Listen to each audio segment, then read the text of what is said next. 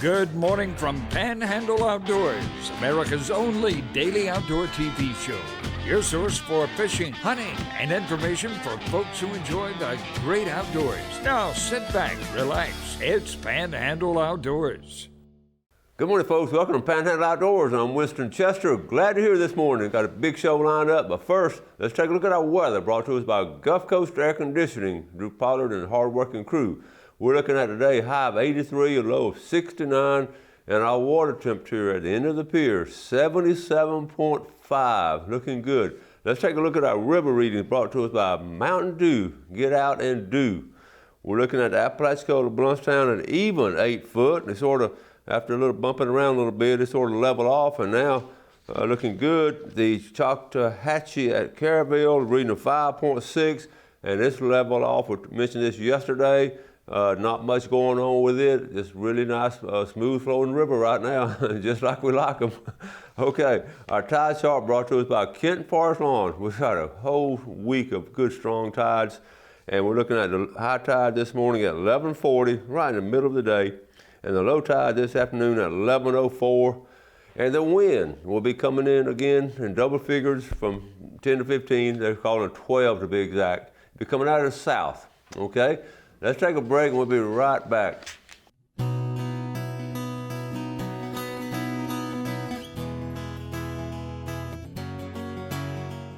Okay, welcome back. Got some pictures to show you. I hope you enjoyed yesterday's show with Andy Cobb with the Florida Forestry Service. He started out his career with the state park system and stayed with them a good while, but wanted to switch over to forestry. And he's happy as he can be. Just shows you how you can get these situations, working in the outdoors and getting a good background in it, and being able to be productive and just flat out enjoying your job. And it's good to have him back. All right, I got a couple of talking about good things going on. It's Teacher Appreciation Week at most places, and some people might have had it last week, but we appreciate the teachers and we love you teachers. So all throughout the Panhandle, thank y'all for teaching, and if you're a family of educator, thank them on our behalf if they're already at work. Some of them may be. Okay, what we started way back in the 90s, about when Andy was in the class, I told the kids we were going to do something for our faculty. This is way before Teacher Appreciation Week. I said, we're going to do something for our fellow teachers, for my fellow teachers, and for your teachers. And I said, well, let's do a fish fry. I said, we're outdoor ed class, let's do a fish fry behind the gym for the teachers. And they looked at me and, Coach, called out her name. She's so mean to me in class. I said, yeah, but she's a good teacher. But we really had a good rapport. We're going back and forth. I said, we're going to do it. So we had our first fish fry behind the gym, and the teacher poured in, and they were so appreciative and thankful, and sort of. I accused some of the classes for giving them extra fish so to get better grades and all. But anyway, it started off real well, and it has continued all through these years. We did outdoor fish fry. Well, later on, when Teacher Appreciation Week came on, the administration asked us if we'd put our fish fry in part of their Teacher Appreciation Week so they could include us in that. So I wanted to sort of keep it just for the outdoor ed kids doing it, but we blended together and did it all these years. Anyway, we had this yesterday at Mosley, and I took a couple of pictures just to show you what's going on. And let me see. Here we go right here. Here's the food. The food, it's just hard to beat a fish fry. And especially a lot of teachers, they get so busy and all, they don't get to participate in fish fry. So here's some of the students here. And you can see, I'm just going to show you the food right here. Shrimp and fish and all kind of stuff. And so the kids are cooking it, are sort of getting it ready. And then here are the coaches, Coach Barron, Taylor Stanford, way in the back, Clint McCrory, class of 81, coaching football. And anyway, they're cooking. It's so much easier now with climate control, grease and all. And then the food service class comes out and serve everything. Here are the teachers in line. Here's some of my favorite teachers. They've been there a good while, and I just appreciate them. And it all went well. It's good fish fry. Okay, let's move on. If you're not sure what to do for your mama, just sit next to her in church on Sunday morning. I know my mama really, her face would just beam when she saw us coming in church. Okay, so I got that one going. Let me see, I got a couple more I got to switch over to. Okay, here we go. This month now, if you're interested in the National Rifle Association, their big annual meeting in their convention. It's going to be out in Houston. They cover 14 acres. I've never been to it, but they say it is huge, covering 14 acres. Okay, don't forget you can get a Panhandle Outdoors gift certificate for the shop if you wanted to give something like that at any time. Okay, as we speak, and I didn't hear from yesterday, the commission meeting is going on right now. Okay, May 3rd and 4th. And I tried to cover some of the things they're going over. One of the things, the Alligator Harvest, they're going over the Alligator Harvest, and the final rules should be presented today. And they're trying to use air guns propelling on arrows attached to a restraining line as a legal method, and take 2 alligators in 24 hours a day. So anyway, they're working on an alligator agenda. And another one I pulled out, the redfish, staff will present proposed rules for redfish that include new management regions as well as regulation changes. So we hope to hear that today. And then the third one was the one on cobia. This is interesting, we've talked about this. A recent stock assessment determined cobia is experiencing overfishing on both Gulf and South Atlantic. And they sort of present a rule proposal to modify. So I think this is a good proposal here. It'll be interesting what they say today. Okay. Brian Baber, I was using a lightweight rod fishing for speckled trout. It was an awesome fight. Took almost 15 minutes to get it in the boat. Brian Baber, and here it is, folks, way up there in North Bay. He landed a 30-inch permit, at the end of Mill Bayou. I didn't know they went that far in bays like that. Folks, that is a big permit. And that's way up there, well around the country club where Mill Bayou is up there. So they do get that way, and I know that was a strong fight. Okay? All right, let's take a quick break, and we'll be right back.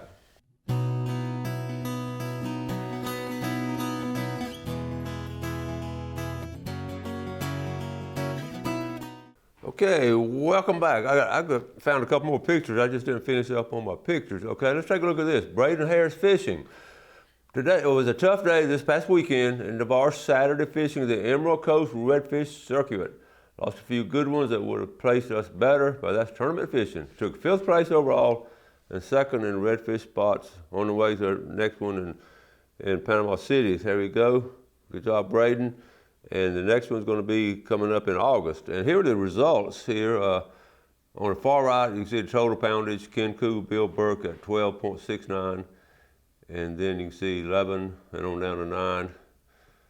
And all the way down to about 11 boats fished it. So good job. Okay, so let's see. I got one more picture. Scott Marshall. Okay, 2 couples went out. They had it, folks. It's been... Brant took the picture. It's been a good week as far as fishing, a little bit offshore. So good job. Good job, Scott Marshall. He loves to fish. Okay, now, we want to talk about, I want to go and give you a midweek fishing report because Amberjack opened. And what was cool when it opened, the captains, I saw Billy Archer's report, and they headed straight toward Amberjack. And I was so tickled, and they got a good one. So I want to put up, let's go put up fish rules, okay? And one of the things I wanted to do was, let's look right now, let's look at Amberjack rule, okay? Okay, here it is. It's open, but here's the size. People want to know the size. It's 28 inches, and the fork length is 28 inches, and it's just the thing about the Amberjack, it tastes good cooked on the grill. And a lot of folks, a lot of restaurants, the old timers didn't care anything about Amberjack. But what happened, the old timers started, had time when they started smoking it and taking time doing it. And I get tickled looking at different fish being caught because one of the things I've noticed, what we used to call trash fish, people are eating them now. Even someone was telling the other day they were trying to cook up sand fleas in some kind of stew. And it's, I guess you can do about anything. I always think about our Native Americans, how they, they didn't have Winn-Dixie to go to, how they just constantly will eat stuff like that. And also the trips on the Amberjack trips, the captains, people wouldn't used to pay to go Amberjack fishing. Now they're paying. And it brings me to the point now, I was talking to some folks fishing, and I talk a lot. I go to a lot of different places, and I talk a lot, but I also listen a lot. And one of the sort of things I'm picking up, especially last year or two, about some of the old timers, they're going to their places to fish, and it's just crowded with boats. And it's sort of sad because they've been able to go there and fish sort of peaceful and all. It's just got, you know, especially on weekends, they just can't even get close to it. And I'm afraid that's a sign of the times. We're just going to see that. It's not going to get much better. It's just going to be a situation where we just have to deal with it, and especially on the weekends. So if you can ever fish on Mondays or Fridays, I would always pick out those days. The freshwater fishing has not exploded like the saltwater fishing has the last 5 years. The saltwater fishermen are just all over the place, and it's because they want to live in this area. And I was talking to a young man who got a job with a big corporation around here, and during the interview they asked him why, and he was from here. He got a college education and from Florida State University in business, and got a master's degree in business administration. And he just said he could get up in the morning, he could go turkey hunting in the morning and come back down here to the coast and go snapper fishing. And they hired him on the spot. But they had a good resume, but he was tickled about it. I want to share that with me. We're going I've got to move on. I want to wrap up by showing you this video of talking about good amberjack fishing. My good buddy from Valdosta, we get to fish together a good bit, Tony Bass and all. So we're going to take this break right here and come back with some really good fishing.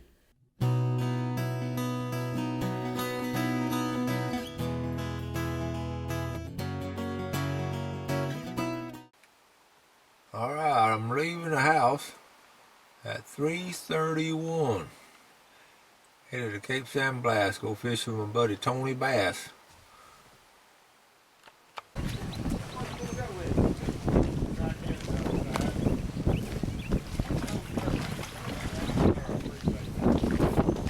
trying to avoid getting my feet wet this morning.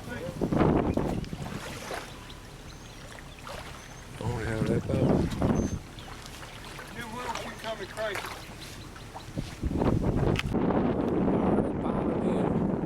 I just parked. I like it when we're at number 3 spot. That's prime parking right there. That's important now because later on it's going to be full all the way down here. Speaking of, this is what happened right there. Check out the sailboat right here. I broke anchor last night.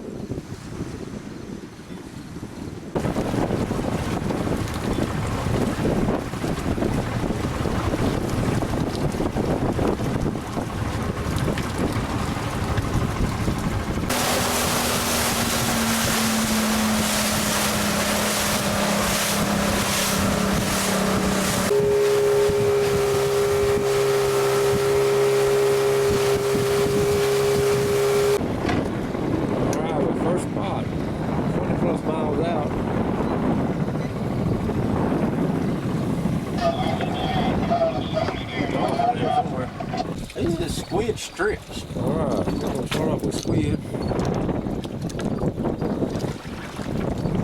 Bad, 1 to 2 foot seas.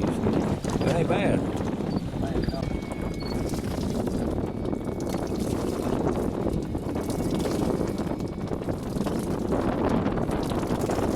Here, buddy. I got hooked up.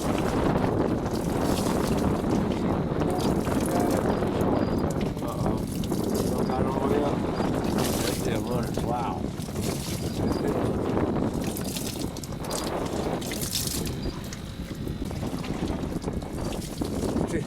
Still fighting. I think I got a shark. Okay. There he is. I think he got a dolphin. What do you think? He's coming forward. Now, we didn't waste your time. We were there about 2 minutes, and there he is. He's coming close.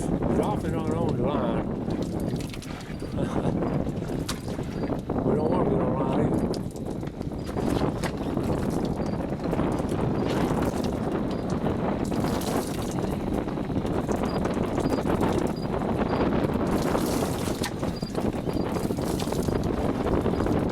Gotta get up close, good look at him. Still fighting. How's it feel, Tony? Wear me out.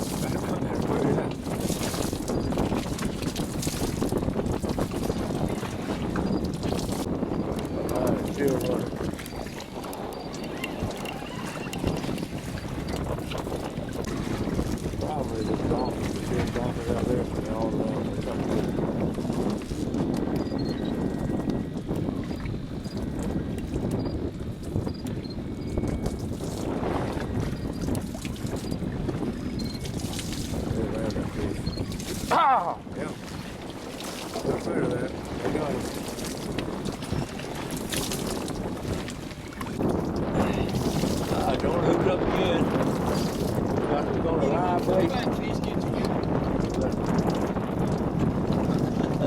I'll get a workout in early. That gum hammerjack. I'll go on hammerjack. Yeah, I'll go on hammerjack. But I'm putting a good one. Yeah, the rope's just right.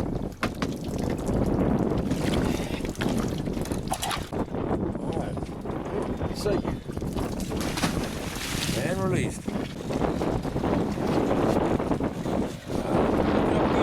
What you got this time, Tony? Huh? We're close to about 95 feet of water. This is an old wreck. No doggone amberjack.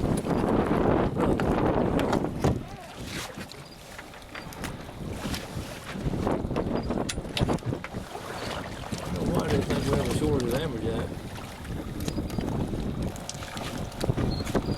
Okay.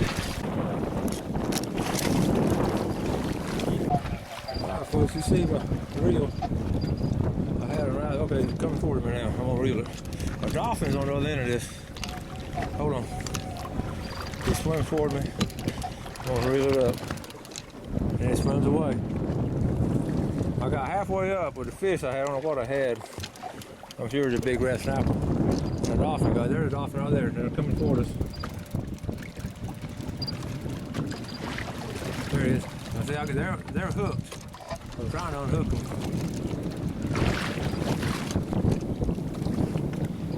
All right, now it's, whoa! He's trying to swim away now. Tony? I don't think they're gonna get tired.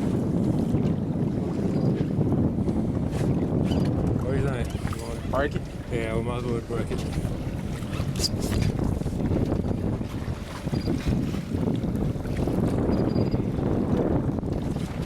Finally. All right. Tony got one on a spinning reel. There you go. Look at that. Another down here. A little spinning reel. All right. That's a good start. All right. Good color. There it is. It's a baby. It's a fish.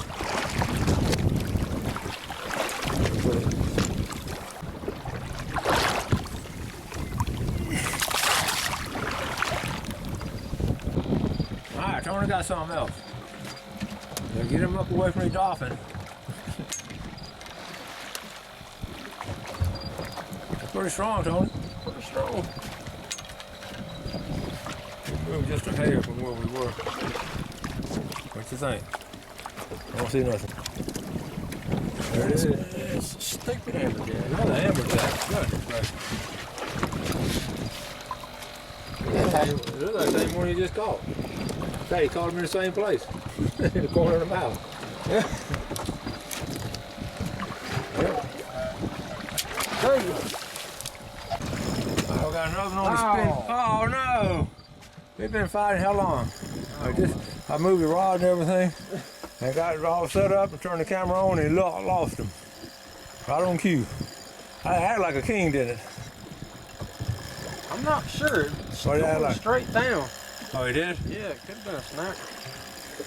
Oh, that's frustrating. Or a shark. Yeah. Fish. All right, that right there has been what's been stealing our bait. That trigger fish. And of course, trigger season, trigger's out this month. But that's the bait stealer we've been seeing. A bunch of them down there, I bet.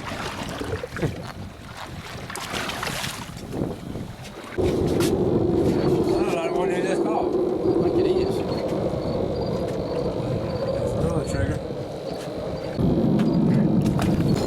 All right, got another one coming. There he comes. Hammerjack. Don't tell me that's another.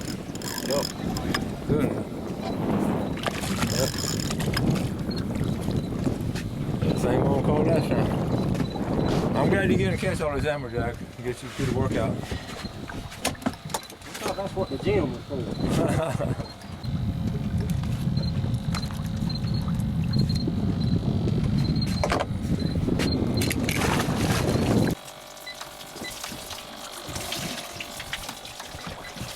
about 25, 26 miles out. We just realized we had a passenger.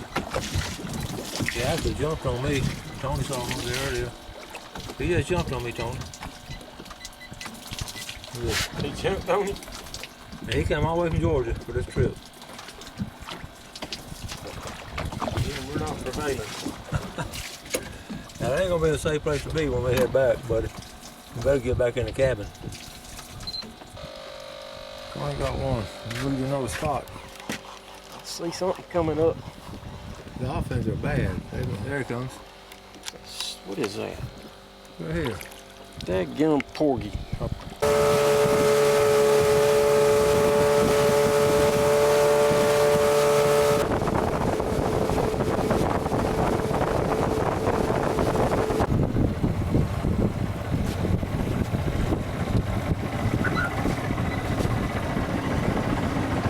Thanks for watching America's only daily outdoor TV show, Panhandle Outdoors with Winston Chester, featuring hunting, fishing, and other activities and information to help you enjoy the great outdoors.